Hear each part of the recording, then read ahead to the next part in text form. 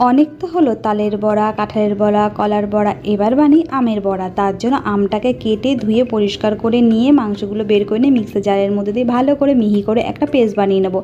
একটা পাত্রের মধ্যে ঢেলে নেবো, তার মধ্যে পরিমাণ মতন চালের গুঁড়ো, সুজি আর চিনিটা দিয়ে দেবো, এলাচ দানা দেবো।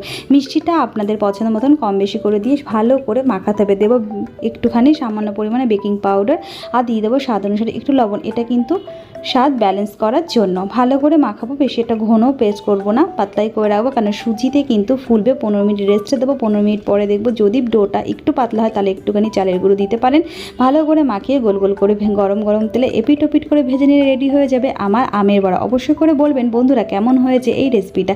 আপনাদের কি তালের বড়া, কলার বড়া, কাঁঠালের বড়া বা আমের বড়া খেতে ভালো লাগে সেটাও কিন্তু আমাকে কমেন্ট করে জানাবেন বন্ধুরা। যদি ভালো লাগে তাহলে সাবস্ক্রাইব করবে, লাইক করবেন, শেয়ার করবেন আর আমাকে কমেন্ট করে জানাবেন কোথা থেকে বলছেন। তবে ধন্যবাদ জানাবো। আজকের মতন টাটা, আবার দেখাবে নতুন কোনো রেসিপি নিয়ে।